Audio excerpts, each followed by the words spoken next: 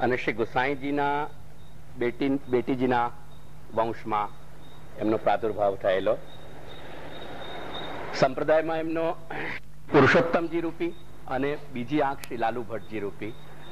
આ બે આંખમાંથી કદાચ એક આંખ આપણી પાસે હોય તો માર્ગ તો દેખાય, પણ વિઝન જે છે, દૃષ્ટિ જે છે એ પાર્શિયલ થઈ જશે.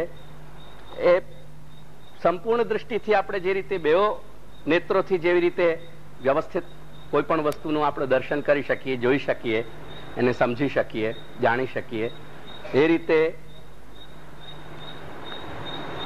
પુષ્ટિમાર્ગ બાબતની દૃષ્ટિ આપણી કાંઈક અંશમાં ક્ષતિગ્રસ્ત કે ત્રુટિત રહી જશે, પુષ્ટિ શકીએ તેવો શ્રી દાદાજીના મુખના વચનામૃત પ્રગટ થતા હતા.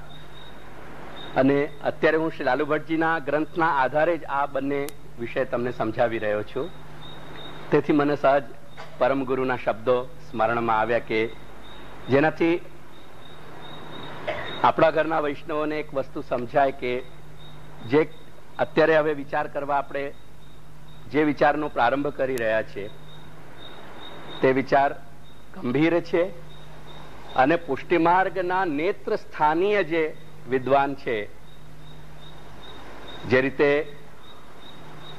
અમે પુત્રના અન્વયમાં છીએ એવી જ રીતે શ્રી લાલુ ભટ્ટજી પુત્રીના અન્વયમાં,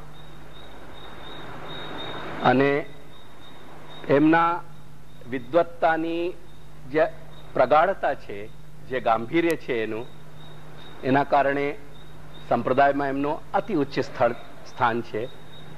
અને તેથી એમની વાણીમાં પણ આપણને શ્રી આચાર્ય ચરણની વાણીનો જે રંગ છે એ બરાબર દેખાય છે.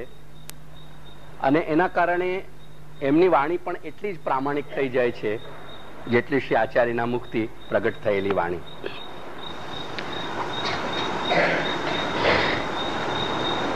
અને ભાષા પણ એટલી સુંદર, સંસ્કૃતમાં એટલા સુંદર વાક્યો એ પ્રસ્તુત કરે છે પોતે કે જેનાથી સહજતાથી આપણને સમજાય. થોડીક શ્રી મહાપ્રભુની વાકપતિની કૃપા હોય તો સંસ્કૃત પણ એમની એટલી બધી અઘરી નથી હોતી કે જેને સમજતા આપણને કષ્ટ થાય, કે જેને સંસ્કૃત ભાષામાં ક્લિષ્ટ કહેવાય. ક્લિષ્ટ એટલે જે સમજતા કે જાણતા કષ્ટ થાય, ક્લેશ થાય, એને ક્લિષ્ટ કહેવાય. એટલે એ ક્લિષ્ટ નથી એમની ભાષા જરીએ. અથેદમ વિચાર્યતે કા પુષ્ટિકશ્ચ પુષ્ટિ માર્ગ ઇતિ. પ્રારંભમાં શરૂઆત કરે છે શ્રી લાલુ ભટ્ટજી કે અથ ઇદમ વિચાર્યતે. અથ શબ્દ જે આપણા ત્યાં સંસ્કૃત ભાષામાં પ્રયોગ થાય છે, એક ભાષાની શૈલીથી પણ થોડોક પરિચય કરાવતો જઉં છું. અથ શબ્દ ક્યાં આવે કે જ્યારે કોઈ પણ વસ્તુનો પ્રારંભ થાય ત્યારે, જો કે અથના બીજા ઘણા બધા અર્થ છે પણ એનો અહીં સંદર્ભ હું નથી આપી રહ્યો કેમ કે એનાથી વિષયાંતર થશે અને આપણે આપણા સમજ માટે થોડુંક બોજો લાગશે. અથ એટલે પ્રારંભ થઈ રહ્યો છે, અથવા જ્યારે એક પ્રકરણ પૂરો થઈ જાય અને બીજો પ્રકરણ કે પેટા વિભાગમાં કંઈક કહેવાની શરૂઆત કરવામાં આવે તો પણ અથ શબ્દનો પ્રયોગ થાય છે. તો અહીં પ્રમેય રત્નાર્ણવ ગ્રંથમાં જે સંપૂર્ણ ગ્રંથની યોજના એમને બનાવેલી છે એમાં આગળ 3-4 અધ્યાય નીકળી ગયા છે. તે પછીનો આ અધ્યાય આવી રહ્યો છે અને આ ચેપ્ટરમાં એ કહે છે કે હવે અત્યાર સુધીનો ટોપિક કમ્પ્લીટ થઈ ગયો. આપણે હવે અહીંથી આપણે વિચાર કરીએ છીએ કે કા પુષ્ટિ, પુષ્ટિ કોને કહેવાય અને કશ્ચ પુષ્ટિ માર્ગ. એ પુષ્ટિથી જે ઉત્પન્ન થયો છે, પુષ્ટિ જેનું કારણ છે, એ માર્ગ કે જેના ઉપર સુખરૂપ આપણે ચાલી શકીએ. જ્યાં માર્ગ ન હોય ત્યાં ચાલવામાં ઘણી બધી અડચણો આવે અને આપણે આપણા ગંતવ્ય સુધી, લક્ષ્ય સુધી પહોંચવામાં પણ મુશ્કેલી આવે. કદાચ પહોંચાય, કદાચ ન પણ પહોંચાય. પણ જ્યારે માર્ગ પ્રશસ્ત કરી દેવામાં આવ્યો હોય, માર્ગ બનાવી દેવામાં આવ્યો હોય તો એના ઉપર ચાલનાર જે પથિક છે એને ઘણી બધી સહજતા થઈ જાય અને સહેલાઈથી પોતાનો માર્ગ એટલે લક્ષ્ય સુધી એ પહોંચી શકે છે. તેથી કે છે કે કા પુષ્ટિ કશ્ચ પુષ્ટિ માર્ગ, પુષ્ટિ શું છે અને પુષ્ટિ માર્ગ શું છે એનો હવે અહીંથી આપણે વિચાર પ્રારંભ કરશું. આ સમજતા પહેલા એમના ગ્રંથની એક સૌથી પ્રારંભની એક પંક્તિ આપણે થોડીક વાંચી લઈએ કે જેનાથી આપણને સ્પષ્ટતા થઈ જાય કે આ પુષ્ટિ અને પુષ્ટિમાર્ગની વાત શ્રી લાલુ ભટ્ટજી જે બતાવી રહ્યા છે એનો મૂળ આધાર શું છે. ત્યાં પ્રારંભમાં એ આજ્ઞા કરે છે કે અથ સુબોધિની નિબંધ ભાષ્ય વિદ્વન મંડનાદિષુ સ્થિતાની પ્રમેયાની રત્નાની ઇવ સંચિનોમી.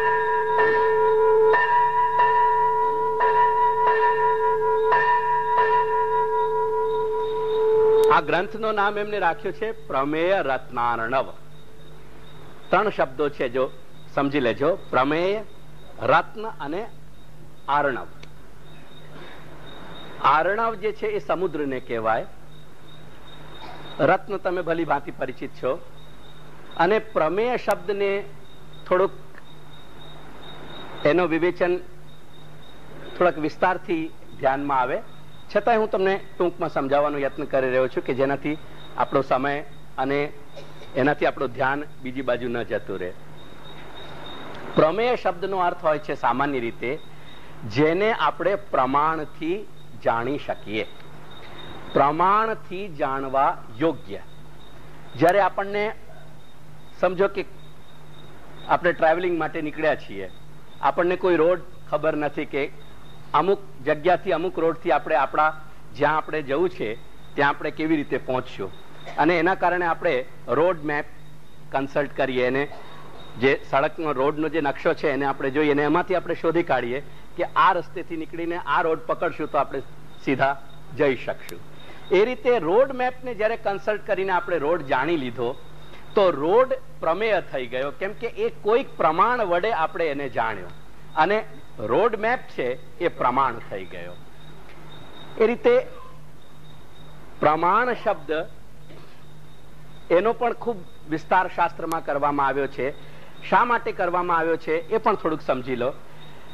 પ્રમા એટલે યથાર્થ જ્ઞાન, અને એ પ્રમાનો જે કરણ એટલે સાધન, અર્થાત જેના વડે આપણે યથાર્થ જ્ઞાન આપણને થાય અથવા થઈ શકે એને પ્રમાણ કહેવાય. જો એક મારા શ્રોતાઓથી શબ્દની ઘણી બધી ચર્ચા થઈ છે, કેમ કે પ્રમાણ એ આધાર છે. જેમ કોઈ પણ વસ્તુનો પ્રત્યક્ષ પ્રમાણ કહેવાય. પ્રત્યક્ષનો અર્થ શું થાય? પ્રતિ અક્ષ.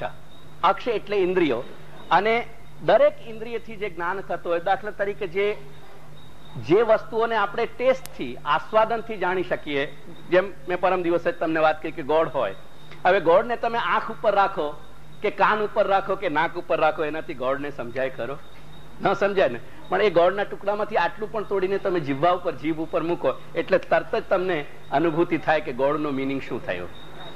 એવી જ રીતે શબ્દ હોય તો શબ્દને જો જીભવાથી સમજવાનો યત્ન કરીએ તો શબ્દને સમજાય ખરો? ન સમજાય, કેમ કે શબ્દ એ કાનનો વિષય છે, જીભનો વિષય નથી.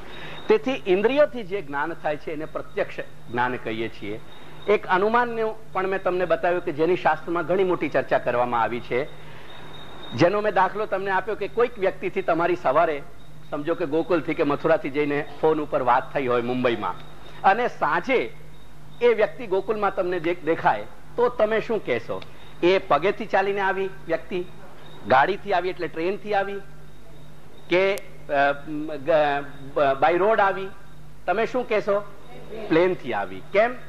કેમ કે તમે અનુમાન લગાડ્યો કે જે વ્યક્તિથી હું 8 કલાક કે 10 કલાક પહેલા વાત કરી રહ્યો છું કે કરી રહી છું મુંબઈ, અને એ વ્યક્તિ મને સાંજે 8 કલાક પછી કે 10 કલાક પછી ગોકુળમાં દેખાય છે, ધેટ મીન્સ કે એ વ્યક્તિ નિશ્ચિત વિમાનથી આવેલી છે. એટલે આ તમે કયા આધારે નક્કી કર્યો? તમે અનુમાનથી નક્કી કર્યો.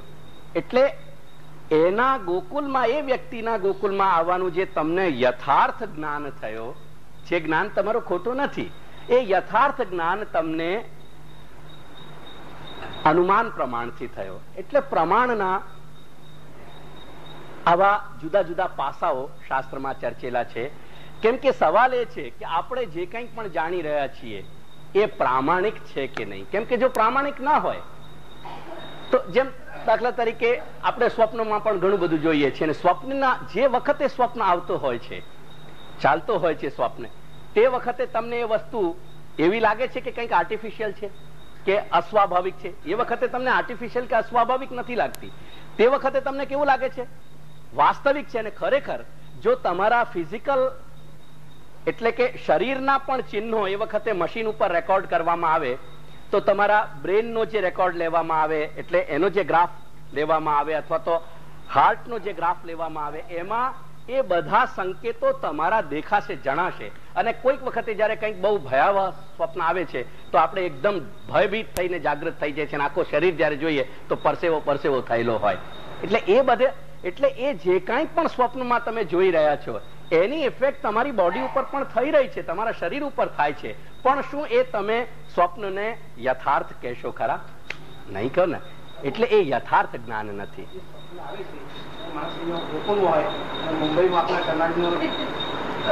ગોરધન કાકા, આ વાતને હું પછી ડીલ કરીશ. એ સ્વપ્નની આખી વાત, સ્વપ્ન સાચો કે ખોટો કે શું છે, એ લેટ્સ નોટ, એ અત્યારે આપણે એમ ડીલ નહીં કરીએ. આપ ગ્રંથ જે વિષય છે એ બાબતમાં પૂછશો તો હું ચોક્કસ બતાવીશ, એના માટે ના નથી, પણ આ વિષયાંતર થઈ જશે.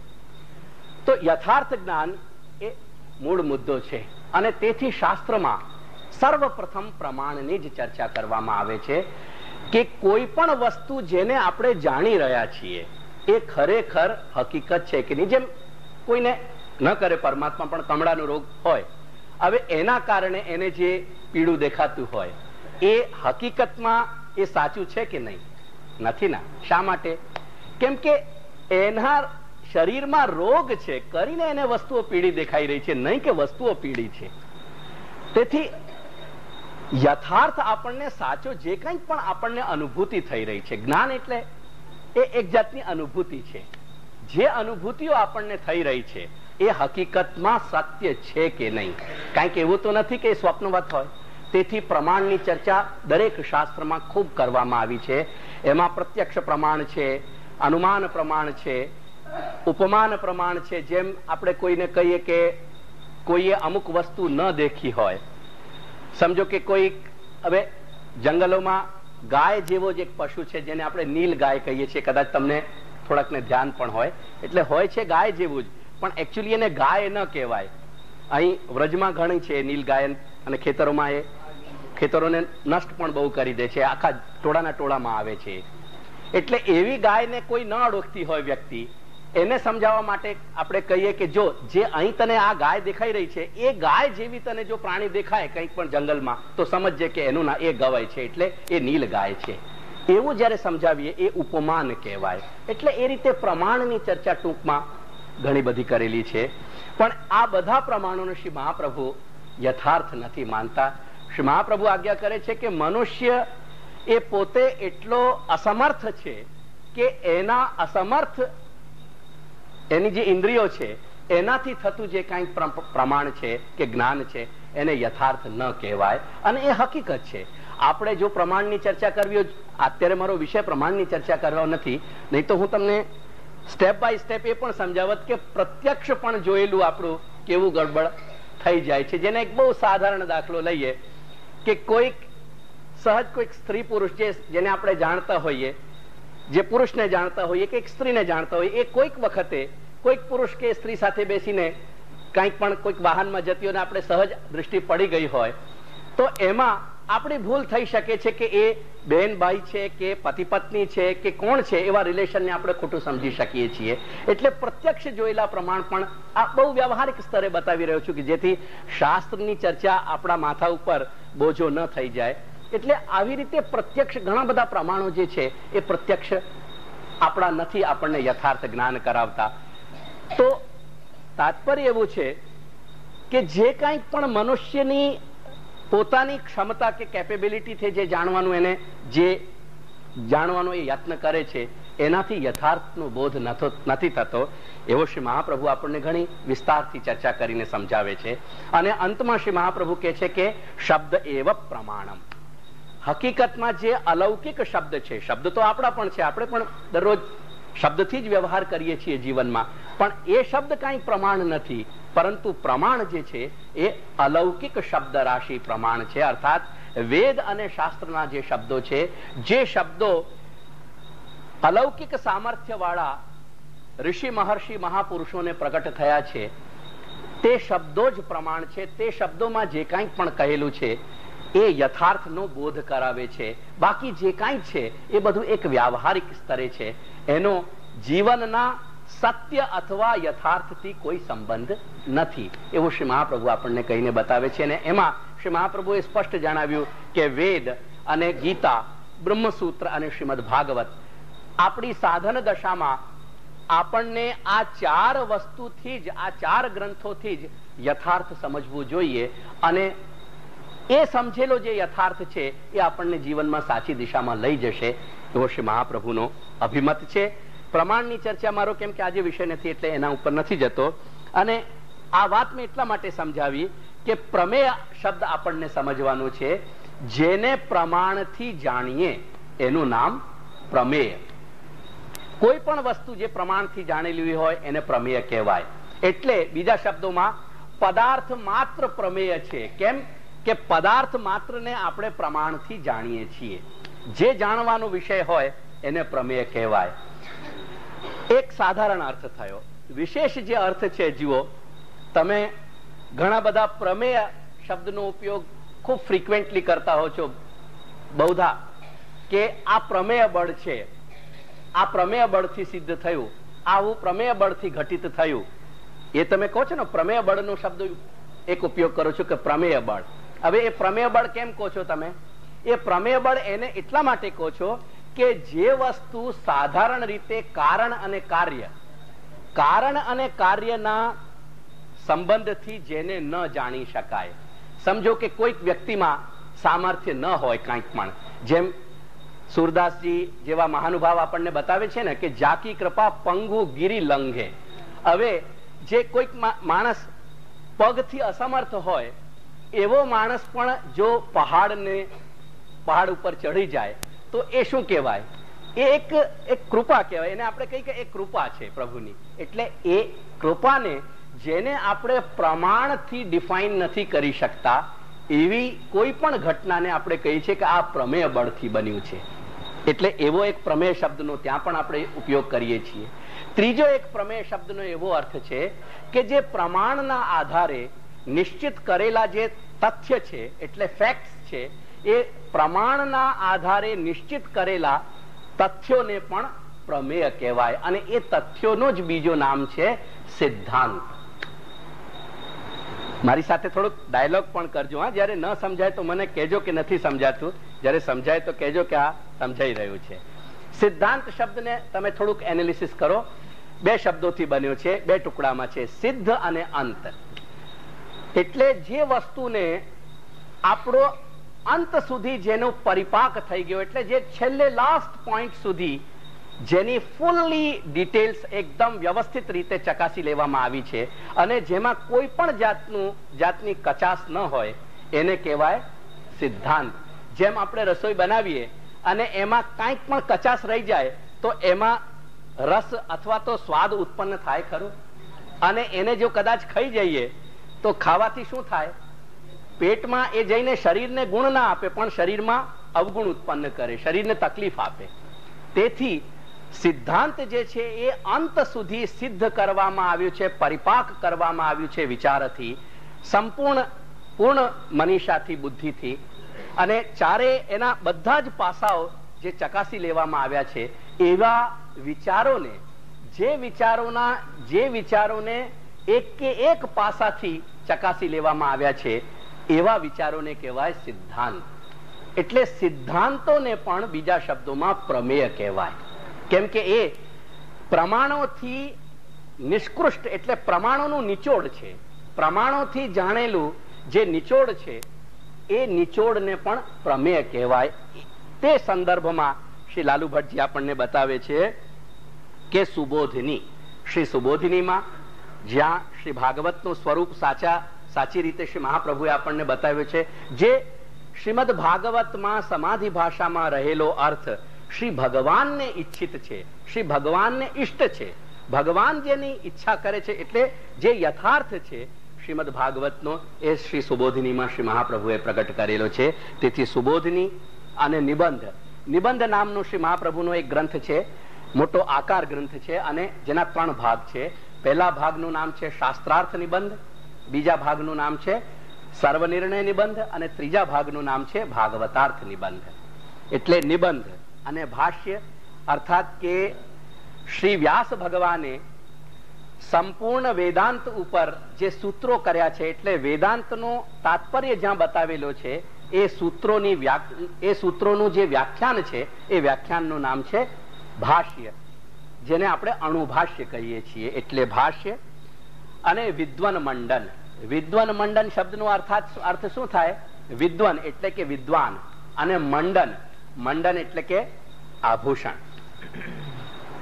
એટલે વિદ્વાનોનો જે આભૂષણ, જેમ સ્ત્રીઓ આભૂષણ પહેરીને પોતાની શોભા વધારે, એવી રીતે વિદ્વાનોની પણ જે શોભા વધારે એ વિદ્વાન મંડન કહેવાય. એટલે વિદ્વાન પોતે વિદ્વાન પણ જ્યારે ઉત્તમ કોટીની વાત મુખથી પ્રગટ કરે ત્યારે એ પ્રગટ કરેલી વાત એમનું ભૂષણ બની જાય, એમનું આભૂષણ કહેવાય.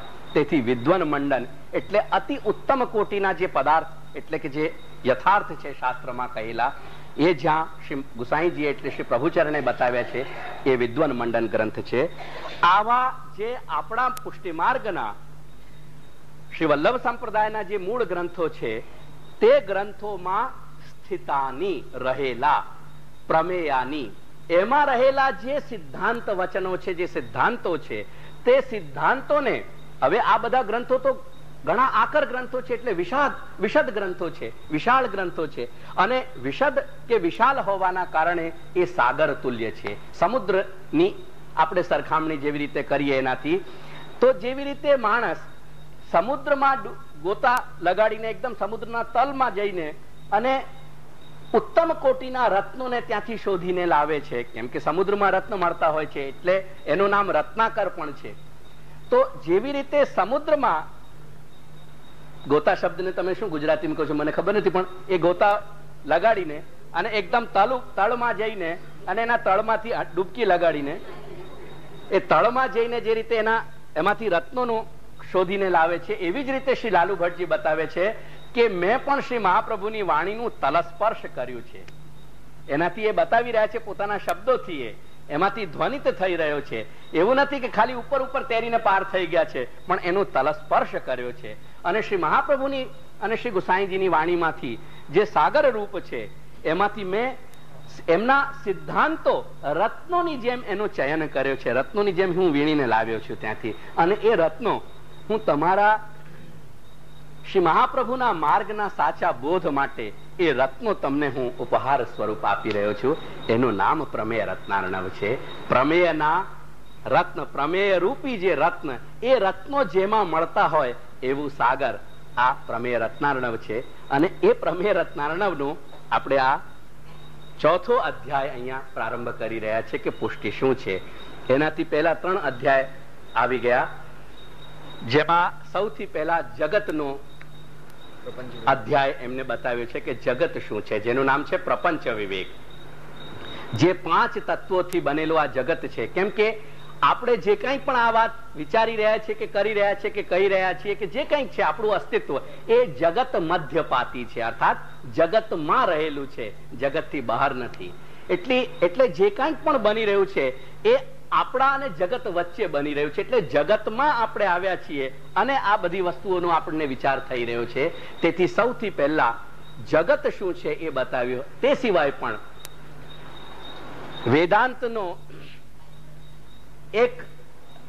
વેદાંતની એક ભિન્ન શાખા, વેદાંતનો એક એવો પણ અર્થ અમુક લોકોએ કર્યું છે. અને એ કર્યું છે એટલે એમાં પણ ભગવદ ઈચ્છા છે કે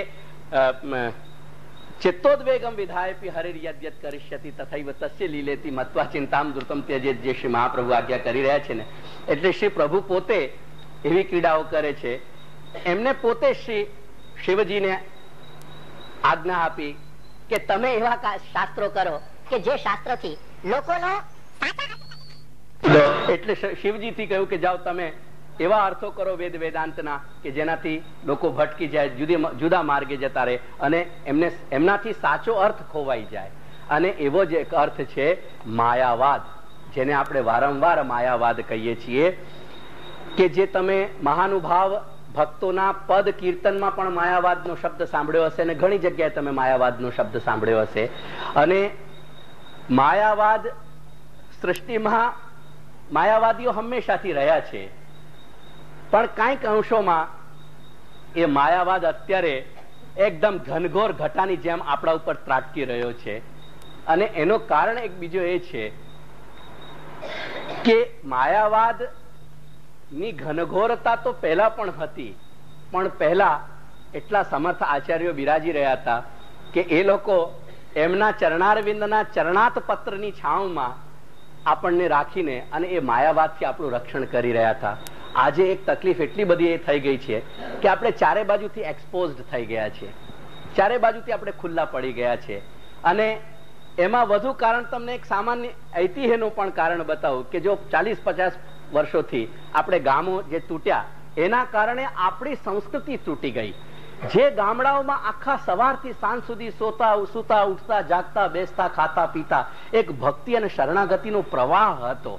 સવારથી જે રસ્તાએ નીકળી જઈએ ને જે ફળિયામાંથી નીકળી જઈએ જય શ્રી ગોકલેશની ધ્વનિ ચાલતી જ હોય. એટલે સવારથી સાંજ સુધીમાં બીજું કઈ હોય કે ના હોય પણ 1000-2000 વખત જય શ્રી ગોકલેશનું સ્મરણ થઈ ગયું હોય. એટલે 5-50 વખત જે કંઈક લોકોને આપણે મળીએ જ્યાં જ્યાં મળીએ એ વખતે જય શ્રી ગોકલેશ તો થઈ જ જાય. એટલે એ જીવંત પ્રવાહ હતા, બહારના ખાનપાન નહોતા, કોઈ પણ જાતના સંસર્ગ દોષ નહોતા. અને એક શિસ્ત એટલો કડક હતો, એ કડપ એટલો હતો કે કોઈ પણ વ્યક્તિ વૈષ્ણવાચારમાં જો કાંઈક પણ ત્રુટિ કરે, કાંઈક પણ એનું સ્ખલન થાય, કાંઈક પણ એમાં કોઈ એ વ્યવસ્થાનો ભંગ કરે તો આપણી પાસે ઘણી મોટી એક ડિસિપ્લિન હતી. અને ડિસિપ્લિન એ હતી કે એની સાથે ભગવદ સ્મરણ બંધ કરી.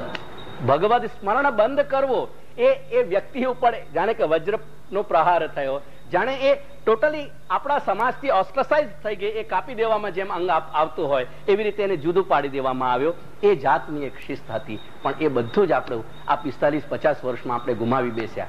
અને એ ગુમાવ્યું હોય તો ઠીક છે, પણ બહાર આવીને આપણે કોણ જાણે એવા એક બુદ્ધિથી અપંગ થઈ ગયા કે જાણે આપણને આપણામાં જ બધી ઉણપ દેખાવા લાગી. શ્રી વલ્લભાધીશની વાણીનો પરિચય ના રહ્યો અને એના કારણે માયાવાદી જે જીવ જંતુઓ હતા એ આપણને જેમ સાગરમાં કે કોઈ પણ નદીના પ્રવાહમાં નદીમાં પડ્યા હોય ને ત્યાંના જીવજંતુ જેમ આપણને તાણી લઈ જાય એ રીતે એ તાણીને આપણને આજુબાજુથી લઈ જઈ રહ્યા છે. અત્યારે એ પરિસ્થિતિ આજે દરેક શહેરમાં અને દરેક જગ્યાએ વૈષ્ણવોમાં બની રહી છે. કેમ કે એમને પોતાનો મૂળ આધાર નો બોધ ન રહ્યો, તેથી એ તણાઈ રહ્યા છે. તો માયાવાદ એક એવો પાસો છે કે જે જગતને જ બધું માયક બતાવી દે છે. તાત્પર્ય શું થયું? તાત્પર્ય એ થયું કે જેને આપણે નથી સમજતા, લોકો આપણી જ ભાષાનો ઉપયોગ કરે છે, મહાપ્રભુની વાણીને જ ઉઠાવે છે, મહાપ્રભુના ગ્રંથોને લે છે અને મહાપ્રભુની વાણીથી મહાપ્રભુને જ ગાળો આપી રહ્યા છે, ખંડન કરી રહ્યા છે અને આપણું ઉપહાસ ઉડાવી રહ્યા છે લોકો માયાવાદના કારણે. એ કહી રહ્યા છે કે આ જગત તો નશ્વર છે, તો કેવલ ભ્રાંતિ માત્ર છે તમારી.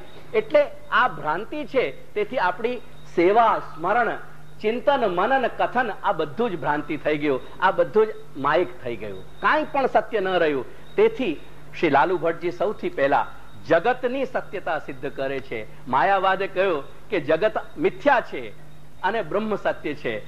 શ્રી વલ્લભાધીશ આપણને આજ્ઞા કરે છે કે ના, જગત પણ સત્ય છે, કેમ કે બ્રહ્મ સત્ય છે અને બ્રહ્મમાંથી પ્રગટ થયેલું બધું જ સત્ય છે. તેથી જગતની સત્યતા ઉદ્ઘોષ કરીને શ્રી મહાપ્રભુએ સિદ્ધ કરી અને એ વસ્તુને સૌથી પહેલા પ્રપંચ વિવેકમાં, એટલે કે જગતનું સ્વરૂપ શું છે એમાં શ્રી લાલુ ભટ્ટજીએ આપણને બતાવ્યું કે જગત એ સત્ય છે, જગતનો દરેક પાસો સત્ય છે.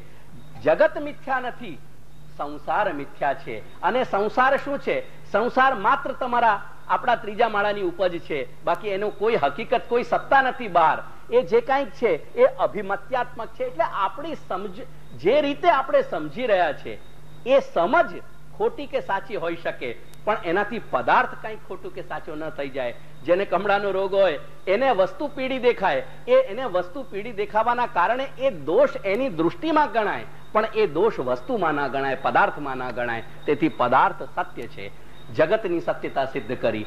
તેથી જગતમાં કરાયેલું જે કાંઈ પણ સદાચરણ છે એ પણ સત્ય છે અને એના પણ પરિણામો સિદ્ધ થઈ રહ્યા છે. એ વાત સિદ્ધ કરીને જગત વિવેક એમને આપ્યું. વિવેક જો એમને દરેક ચેપ્ટરના નું નામ વિવેક આપ્યું છે. વિવેક શું છે? એ આપણને એક હંસ પક્ષીનો કંઈક બોધ કરાવે છે, ધ્યાન અપાવે છે અને એ નિરક્ષીર વિવેકનું આપણને બોધ કરાવે છે. જેમ હંસ પ્રાણી, જેમ એ પક્ષી દૂધ અને પાણી મળેલું હોય તો એમાંથી દૂધ પીવાનું સામર્થ્ય ધરાવે છે, પાણીને નું અંશ છોડી દે છે. એવી રીતે સદ અને અસત નો બોધ આપણને થાય અને સદ અસત બધું મળેલું સામે આવ્યું હોય તો એમાંથી આપણને સત વસ્તુને ઓળખવાની, જાણવાની આપણને પહેચાન હોય, આપણને સામર્થ્ય હોય. એ વિવેક શબ્દ આપણને બતાવે છે. તો જગતનું વિવેક આપ્યું. તે પછી બીજો પાસો જીવનો છે. કેમ કે જયારે જગત સત્ય આપણે જાણી લીધું તો આપણે કોણ છીએ? જેને એનો આ બધા જગતનું બોધ થઈ રહ્યું છે, જ્ઞાન થઈ રહ્યું છે, એ વસ્તુ શું છે એનો બોધ કરાવ્યો જીવ વિવેકમાં. કે જીવ તે ભગવાનનો અંશ છે. જેમ અગ્નિમાંથી તણખા જુદા પડતા હોય એવી રીતે બ્રહ્મમાંથી જીવ જુદા થયા છે. એટલે ત્યાં જીવ નું સ્વરૂપ બતાવ્યો. એટલે જગત અને જીવ એ બંનેનું સ્વરૂપ બતાવીને હવે સવાલ છે કે આ જીવ અને જગત બંને ક્યાંથી આવ્યા છે? તેથી ત્રીજો અધ્યાય એ બ્રહ્મનો વિવેક બતાવ્યો, એટલે બ્રહ્મનો સ્વરૂપ બતાવ્યો. અને એને શ્રી લાલુ ભટ્ટજી આજ્ઞા કરે છે મૂળ રૂપ વિવેક. કે આપણા આ જગતનો અને આપણો મૂળ રૂપ શું છે? એ મૂળ રૂપ બ્રહ્મ છે. એટલે બ્રહ્મનું સ્વરૂપ બતાવ્યો. અને એ ત્રણે જીવ, જગત અને બ્રહ્મનો જે દાર્શનિક ટ્રાયંગલ છે એ ટ્રાયંગલ બતાવી અને ચોથો અધ્યાય શ્રી લાલુ ભટ્ટજી કહી રહ્યા છે કે અથ ઇદમ વિચાર્યતે. જગત સત્ય છે, જીવ બ્રહ્મનો અંશ છે અને જે કાંઈ પણ છે એ અનંત કોટી બ્રહ્માંડાત્મક અસ્તિત્વને અસ્તિત્વ આપનાર, એને પણ સત્તા આપનાર જે તત્વ છે એ બ્રહ્મ છે. એ ત્રણ વસ્તુનો જયારે નિર્ધાર થઈ ગયો તો ચોથો વિષય આવે છે કે હવે એ બ્રહ્મ સાથે જે જીવનો સંબંધ છે એ કેવી રીતે બને અને એને બનવાનો જે રસ્તો છે એ પુષ્ટિ માર્ગ છે. તેથી પુષ્ટિ માર્ગની મીમાંસા કરતા એ આજ્ઞા કરે છે કે કા પુષ્ટિ કશ્ચ પુષ્ટિ માર્ગ. પુષ્ટિ શું છે અને પુષ્ટિ માર્ગ શું છે? ત્યાં પુષ્ટિનો મૂળ બતાવે છે પોષણમ તદ અનુગ્રહ. જો ભાગવતમાં દશવિધ લીલા ભગવાને કરી. તેથી ભાગવતાર્થ નિબંધના પ્રારંભમાં શ્રી મહાપ્રભુ દશવિધ લીલા યુત એટલે દશવિધ લીલા કરનારા શ્રી કૃષ્ણને, એવા પરબ્રહ્મને નમન કરી રહ્યા છે શ્રી મહાપ્રભુ. શ્રીમદ ભાગવતના દ્વાદશ સ્કંદ છે. ભાગવતની ચર્ચા શા માટે છે એ પણ સમજી લો.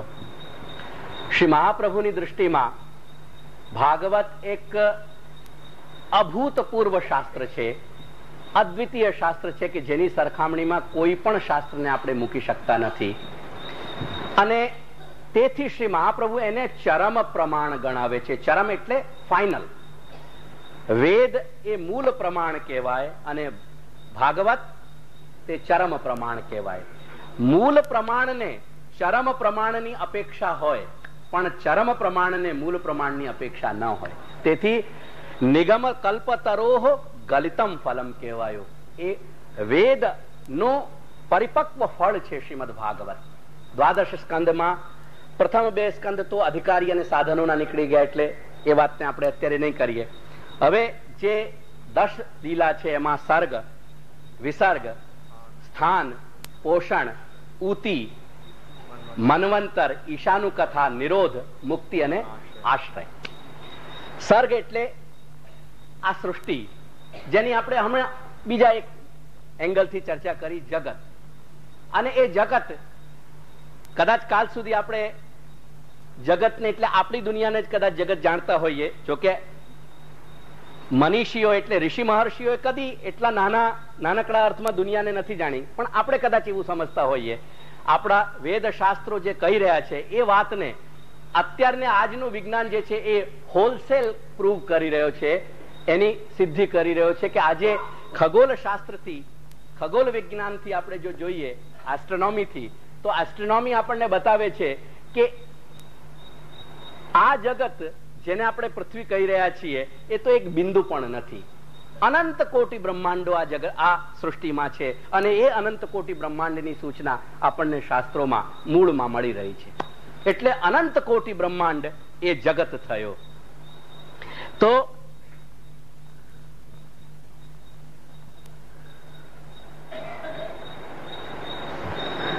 कहाँ चल रहे थे, सूत्र मेरा निकल गया. देख ભાગવત ગીતા સર્ગ જે છે એ આખા જગતનું સ્વરૂપ આપણને બતાવવામાં આવ્યો કે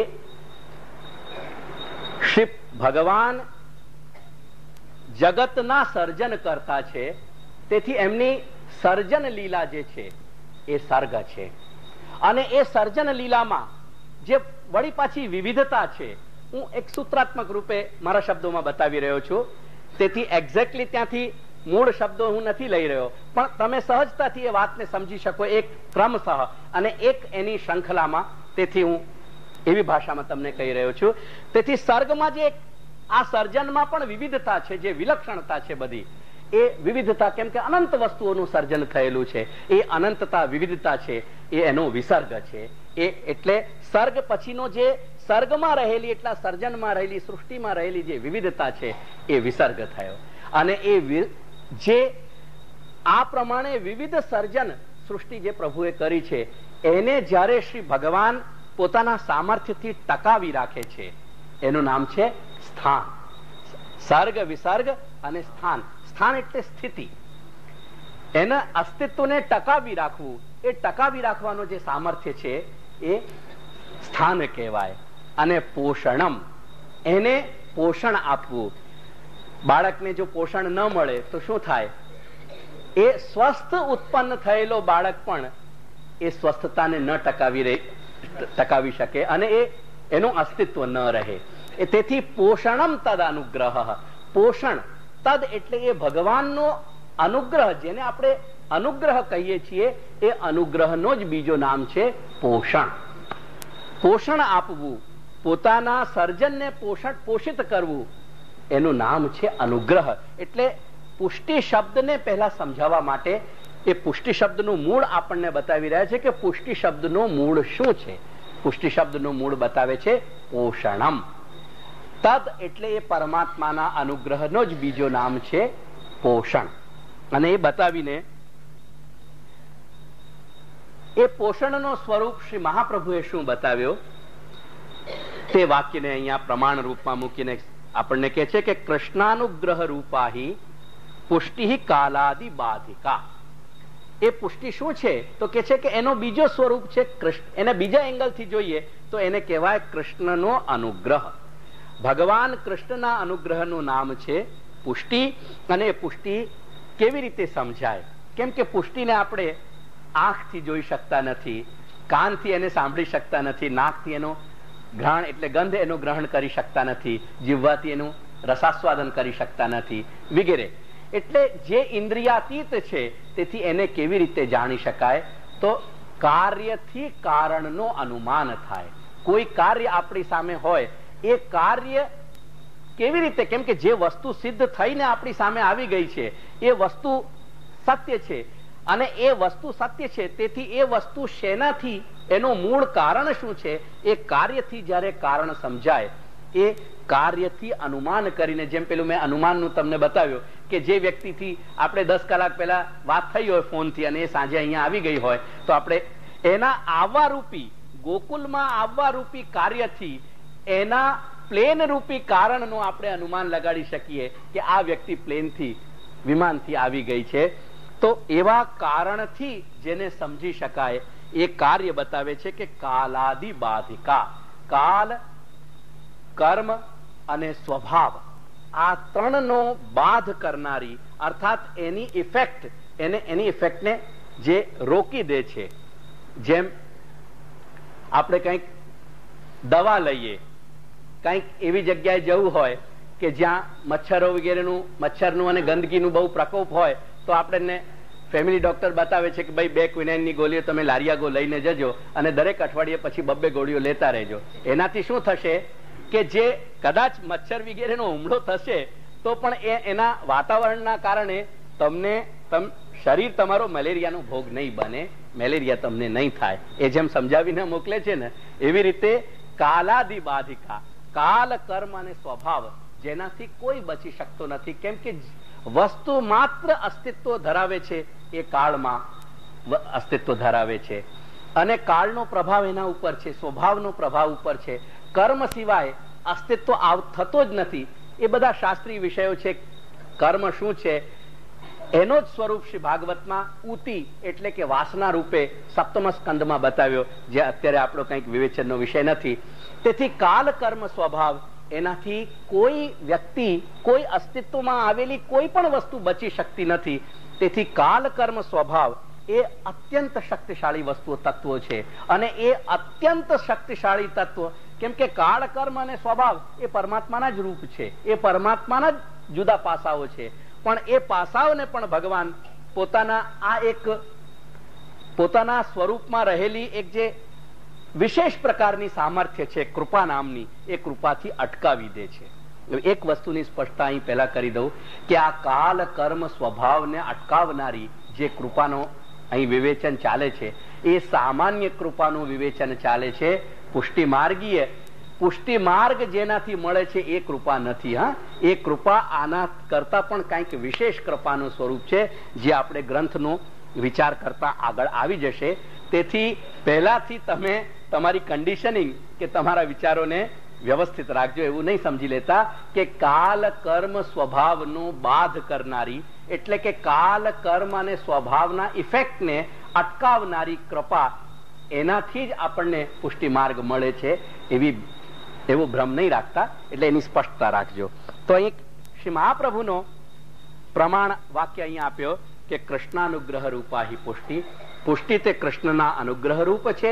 અને એનું કાર્ય શું છે એ કેવી રીતે સમજમાં આવે છે કે કાલ, કર્મ, સ્વભાવનો જ્યાં બાદ દેખાતો હોય, આપણને જ્યાં અટકાવી દેતી હોય એ કૃપા, એનાથી આપણને સમજાય છે કે આ કાર્ય વસ્તુ કૃપા સિવાય ન સંભવે.